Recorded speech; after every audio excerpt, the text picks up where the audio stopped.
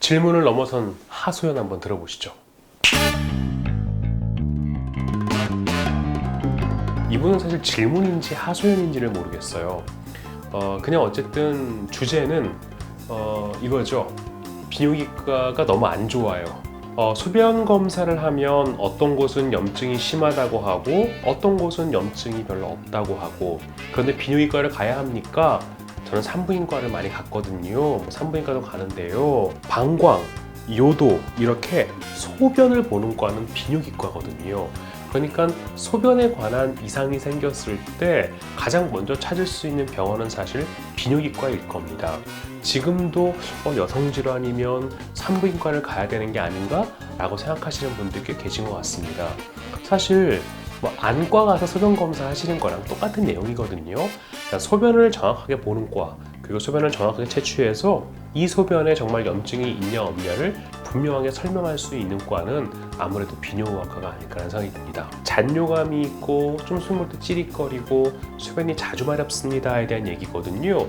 사실 이 얘기는 여러 번 얘기했죠.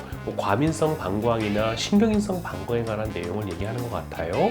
소변을 제대로 잘 한번 채취해 보시고, 과민성 방광이라면 배뇨일지나 요속 검사를 가지고 정확하게 한번 판단을 받아보셔라. 그리고 또 하나가 있어요. 성관계, 그러니까 치료를 할 때 증상이 없을 때 성관계를 하면 증상이 더 나빠지고 심해지나요? 꼭 그런 건 아닙니다. 과민성 방광이 잘 치료가 되고 잘 조절이 된다라고 한다면 성관계도 나중에 좀 편하게 임하실 수 있을 거예요. 아무래도 성관계 도중에 방광과 요도가 자극이 돼서 그 자극에 좀 불편함을 느끼시는 경우가 있는데요.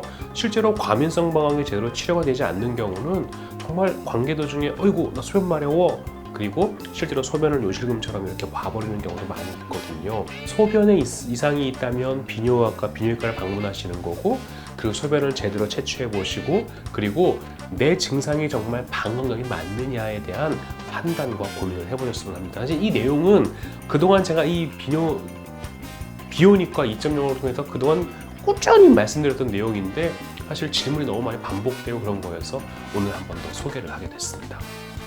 왜 그럼 산부인과에서 치료를 하죠? 그동안 이제 우리나라가 약간 좀 보통 이런 말 유교적이고 보수적인 나라라고 하잖아요. 여성분들이 산부인과 가는 것도 상당히 꺼려하셨죠. 근데 하물며 비뇨기과, 비뇨의학과라고 하면 남자들만 가는 곳이라는 인식이 훨씬 많았거든요. 그 예전에 조선시대에서 네. 그 어이가 이렇게 왕비에 이렇게 진단을 할 때 이렇게 발을 치고 이렇게 들으면서 이렇게 진단을 하잖아요. 좀 피곤해지는데. 네. 그렇게 진단을 하면은 네. 이제 사람들이 전혀 좀 덜 부끄러워하고, 네. 그러니까 저희 병원에 오셔서 여기 이렇게 앞에 발이 쳐져 있고 제가 거기 무릎 꿇고 앉아서 증상은 어떠하십니까? 그러면 내 증상은 이로써, 그렇게 하라는 말씀이신가요? 그렇죠. 뭐 실 같은 것도 이렇게 실을 연결해서 실을 연결해서 뭐 너 진짜 이러기냐? 너